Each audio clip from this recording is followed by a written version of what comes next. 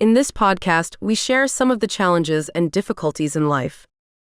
Content may include open dialogue about topics such as suicide, depression, feeling lost or alone, anxiety, addiction struggles, homophobia, and descriptions of bullying experiences.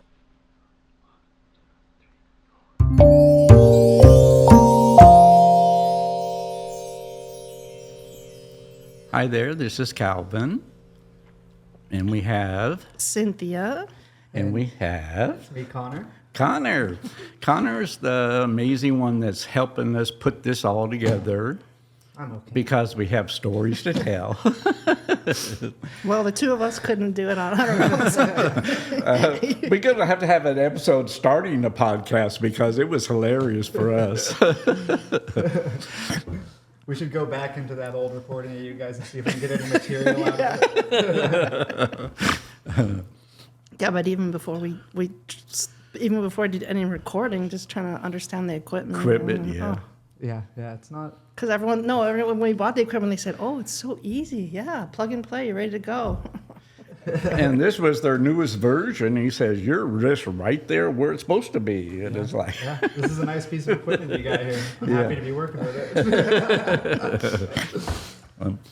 But anyway, talking about Bob and I, we got together when I was young. And as we matured and everything, we finally, we were living in the back of Bob's mom's house in a garage. It was converted into a one-bedroom. And all we had in there was a twin bed. And I can remember just laying there and with Bob and stuff. We couldn't move, we couldn't do anything because he was tall, long, and slinky, and I was just skinny as a toothpick. Not now, but I was then. But anyway, one day we were walking down the park downtown Long Beach, and they had these trees that had these long branches. And so I was grabbing one, and Bob was pushing me, and we swung around, and all of a sudden the thing snapped, and I broke my wrist. And when I broke my wrist, they put on a cast, but because it was the wrist, I had a cast, and I had to walk around like this all the time, and it was like a limp hand, and it's like I was like the nailiest person on the earth. Your wrist just was all like bent yeah, forward. it was all bent forward, and just like, and I was just walking around, and we laughed about it afterwards. But let's see, and after that happened, we pretty much, just hung around friends that we developed there in Long Beach. You didn't swing off any more branches at that point? Oh, no. But I think about it every time we drive by that tree. It is like, The tree's still there. that changed my life forever. But anyway, we met friends. We met Dennis and Daryl. And we just started palling around and doing things together and all that kind of stuff. And then we moved to Orange County about 3 years into our relationship. And then we were in Orange County and with our friends that we already had and making new friends and all that kind of stuff. We decided to do something that's happening in the gay communities elsewhere. It's called the Emperor and Empress coronations. And so we said, hey, let's do that. And so Dennis, Bob, and I, and Daryl formed this business, and then we started the coronation, and we promoted, and Bob was like big on themes and all that kind of stuff. So he just really went outside of himself. I remember that our first coronation was supposed to be at the Disneyland Hotel, but once they found out it was a gay event, they just said, nope. No. So then we went to the Balboa Island, and there was an organization there that had a big ballroom on top of the building and stuff. And so we booked it there and told him all what it was about. And when we made that event, it was called 1,000 Arabian Nights, that movie. 1,001 movie. I can't remember what the name was, but it was something like that. 1001 Dalmatians? No. But anyway, we did it, and when we did it, that was when Patty Hearst was caught, and she was on front pages everywhere. But in the Balboa Island newspaper, we wound up on the front page. It's like a gay time had by all, and they show, because Bob put red carpet down, and he had all these themes about the Arabians and the flying carpet, on the stage and everything. So he went really elaborate about it. And then, boom, we just wound up on the front page and put Patty Harris on the second page. So we did that for about 4 years, and then we sold it back to the coalition of the emperors and empresses, because they wanted to take control of it. And we took that money and we moved to Riverside and bought our first home. So was that like a kind of a pop-up thing, the organization that you were doing? Like you would do different events at different locations? Yeah, it happened once a year. And then all the other cities that had a coronation would come and they would present themselves. It was very, very formidable and all that kind of stuff. So it was a way to put class into our community and have a purpose. And they would do community things, in their cities or whatever. So they were actually elected and voted on and put in their place. So it was a good organization.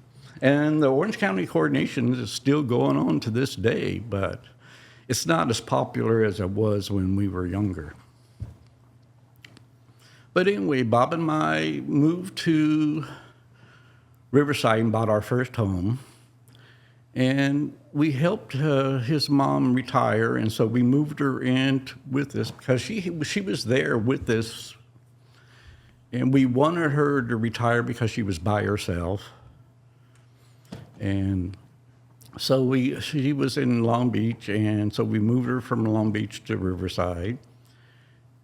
And then Bob started working at Castle Park here in Riverside, and he was working in their security department.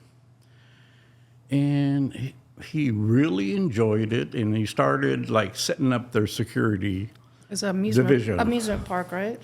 No. Castle Park? Castle Park is the amusement park. Yeah, the amusement park. Yeah. Yeah, the museum, yeah. But back then it was just, miniature golfing and games and stuff. It's not like it is today, because that was an enhancement that they did many years later. But Bob worked there for a couple of years. And this is the part was important to us, but it was like our fate, because I wanted a child many, many years ago. When Bob and I were together for 10 years, I wanted to have a child of myself and of my purpose and keep my family line going on. I would. So he went out of his way to find a surrogate. So we found this lesbian couple, and they agreed, and we were going to share, custody and everything, and we were going to just have a family, and I would keep my bloodline going on.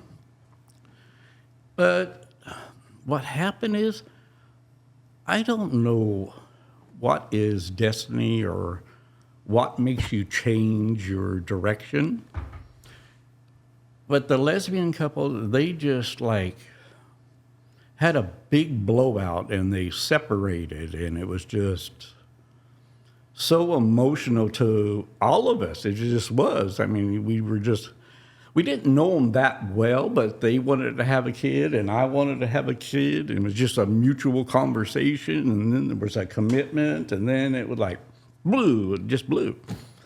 And then I looked, because I was willing to leave Bob just to make that happen, because to me that was important. Well, when that happened, let me tell you, I looked at him, and I go, this guy really, really loves me.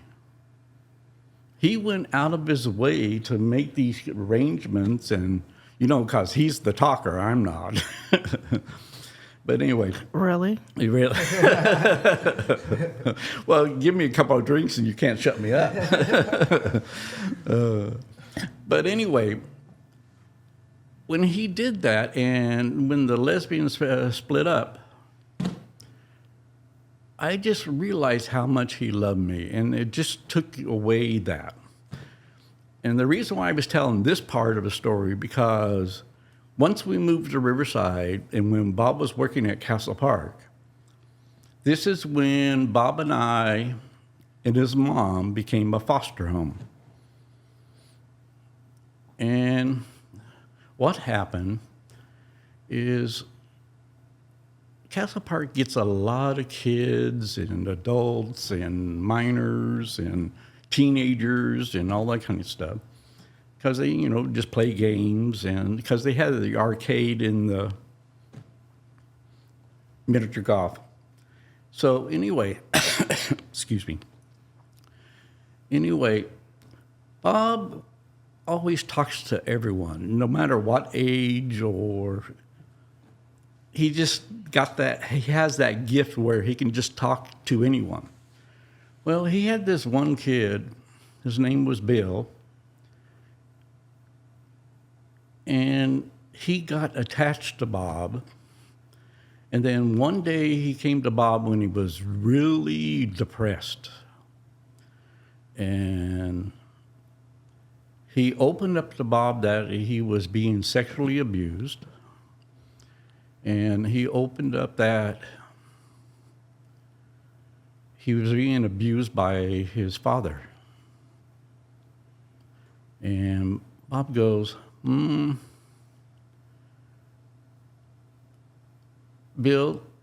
I'm going to have to tell you what's going to happen.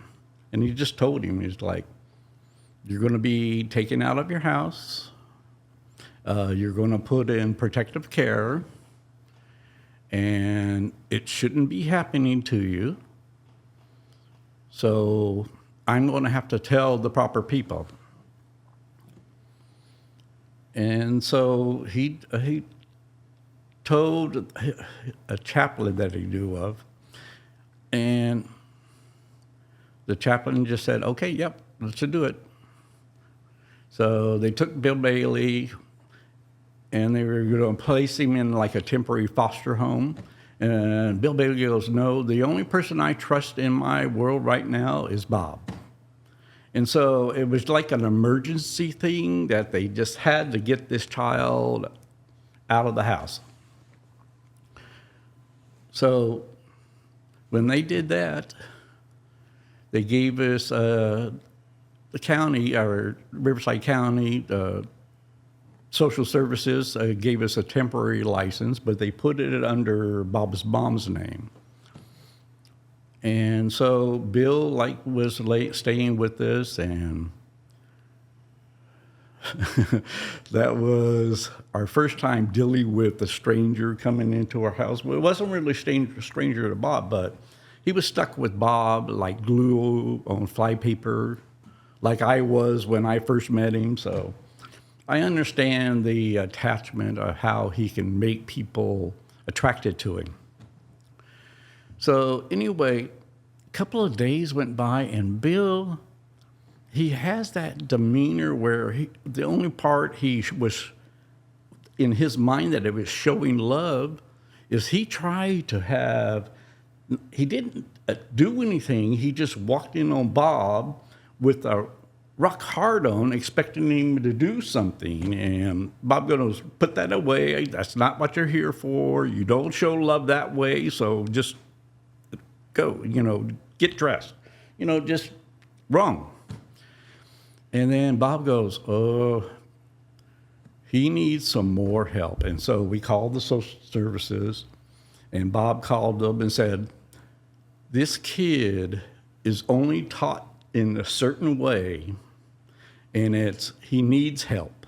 So he needs important people to talk to him the right way and reteach him his train of thought, how love is and where it gets separated from sexual experiences and, just all that kind of stuff. Because we weren't trained to do that. So we just like, nope. And then right then and there, social services just we got this perfect place to bring troubled boys because they listen to them. And they watch what they do. They watch their demeanors. And if they need help, they will ask for it. And so we know taking an abusive child or neglected child, this would be a perfect foster home to bring them into. And then that's when we got Marge Stearns as a social worker. And she was the strongest, stern person I ever met. But she just had a purpose, and that's how we became a foster home. And through the years, all the years that we did it, probably, until 83 or 84. And we had 9 foster kids all along. We had 3 foster kids for one family because their father was in prison and mother was dying of cancer. She had 4 kids. We got 3 of the boys, and the girl went to live with her grandmother. And by the end of our foster care, we adopted one of them, or we just got the, what do you call it? Guardianship? Guardianship, thank you. And we got the guardianship, and he was just 9 years old. So once that happened, that was the end of that. So, but anyway, going on back to the story of bringing a child, bringing somebody that's family, that's of my blood. When I got separated from my parents because I was gay and what my mother told me, I just had nothing to do with them for 10 years. And then I was sort of missing, that family unit, getting together like Christmas. I was like, or Thanksgiving, everybody's got this group of families they always hang around with and do something with. And I was like, I was missing that. So Bob goes, well, contact your parents. See if they're open to communication and just do that. So we did that. And it was good for a couple of years. But my mother and her morals are still the same. They didn't change. But what did change is my brother, Jerry, my brother, Harold, he was the one that was in prison, but he had a son with this girl, and somehow he got custody of it, and my mother got custody, since he got sent to jail, my brother gave my nephew to my mother to raise, So back then, we were the foster home, so my mother goes, we're still working too much and we can't afford to get a babysitter, so you take care of Joseph, then when we can, we'll get him back.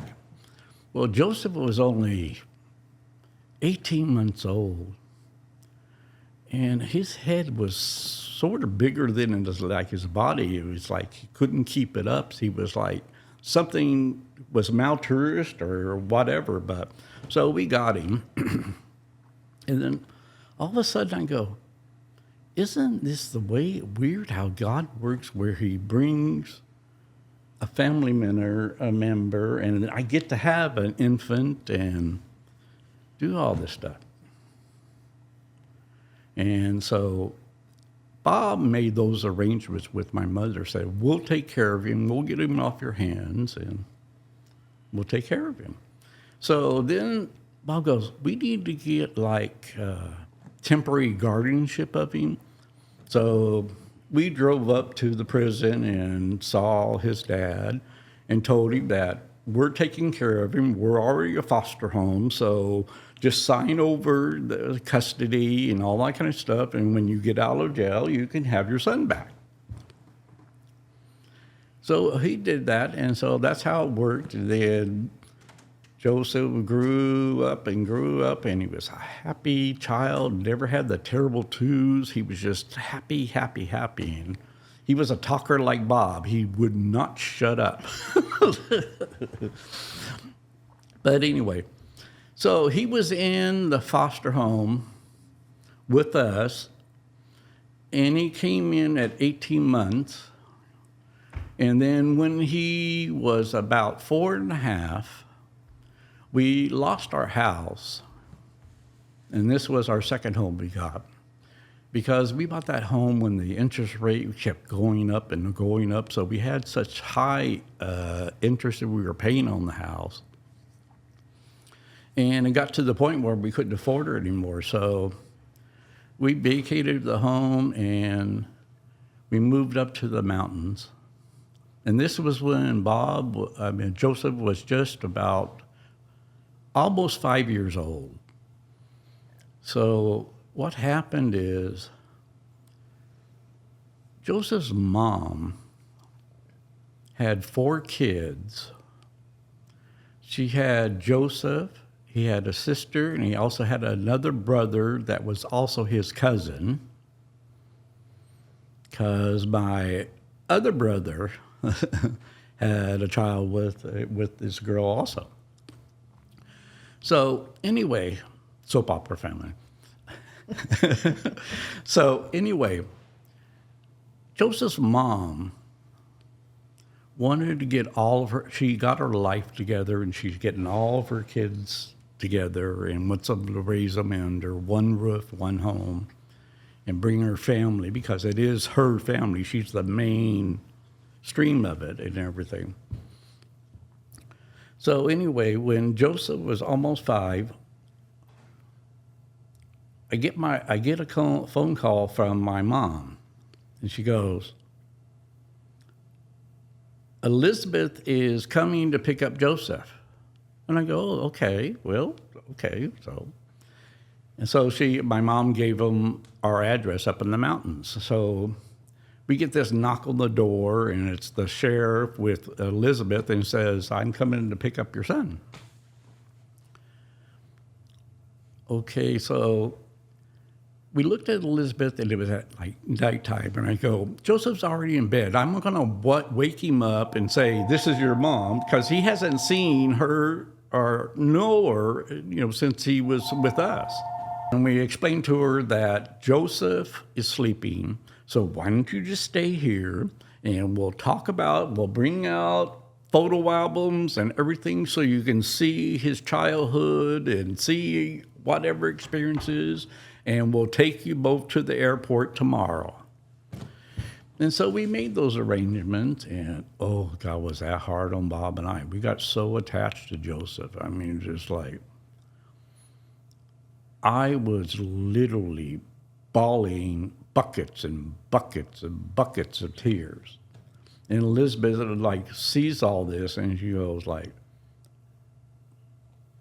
I just want my child, it's like that was her purpose. And she had one objective. So she took him, but we went over all of Joseph's lives, and she understood that we loved him, and we didn't neglect him, and we didn't abuse him, and all that kind of stuff. So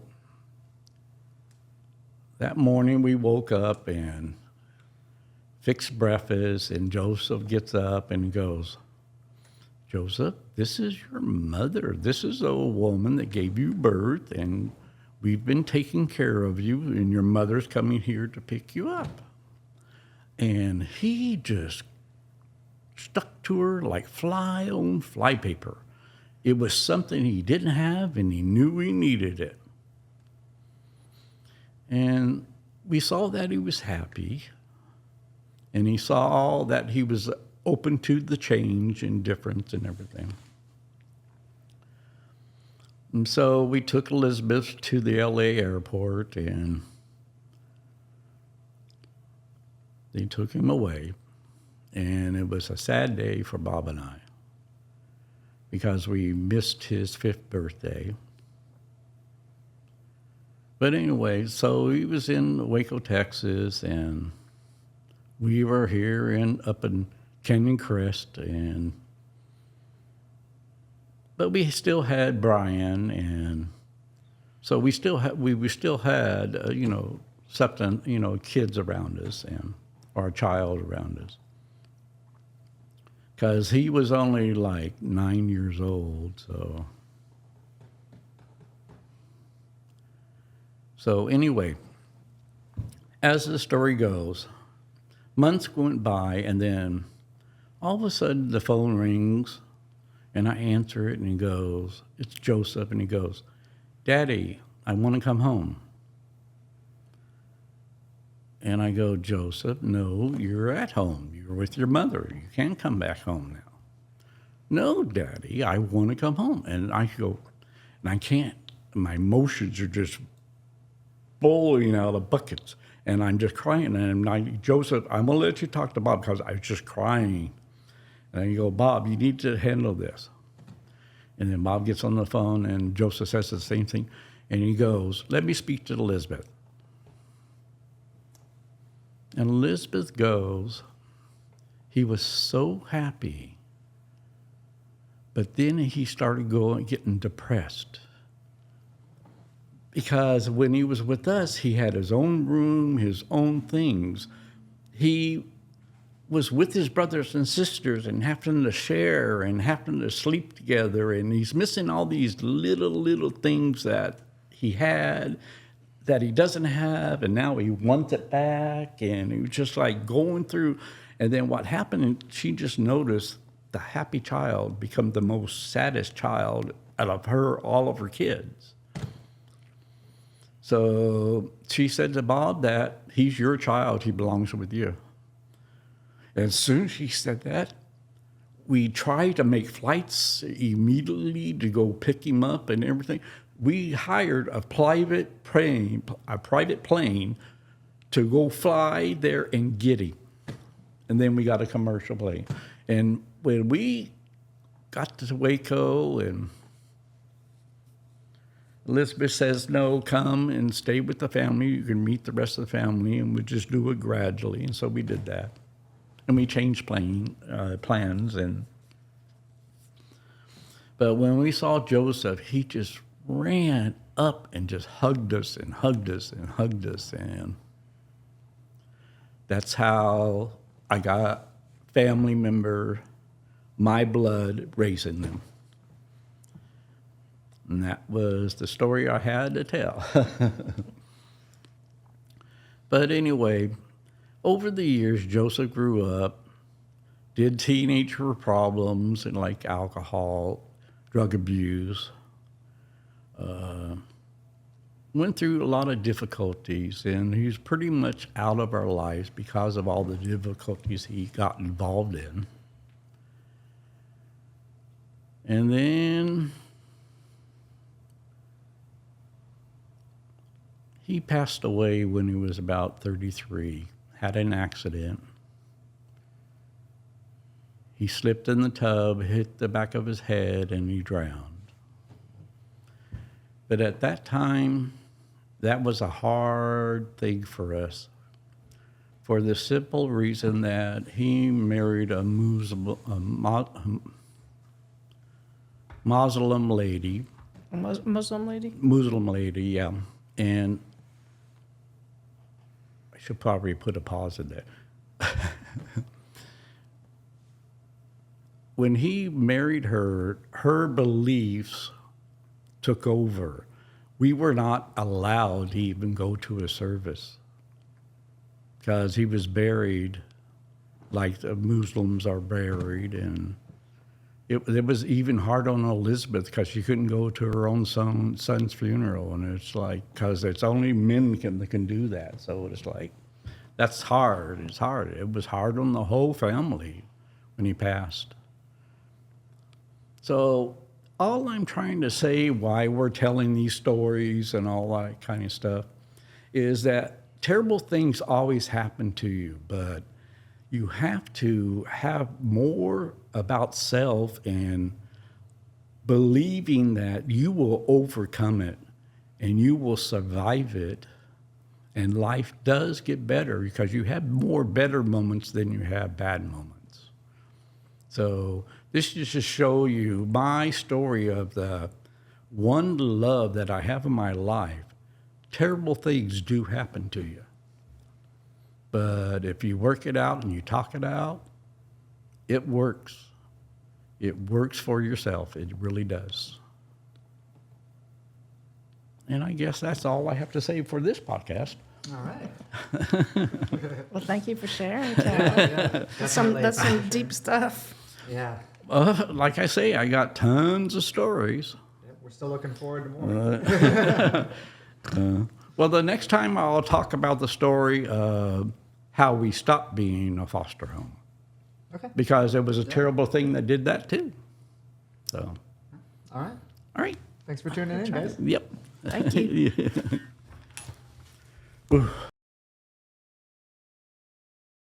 If you are experiencing painful thoughts or are in need of support, please reach out to someone. Your mental well-being is important to us. Mental health services are free and available to you. You have value and you are worthy of kindness and help. Reach out and talk. For 24/7 free and confidential assistance, call or text the Suicide and Crisis Lifeline at 988, or call the National Suicide Prevention Lifeline at 800-273-8255.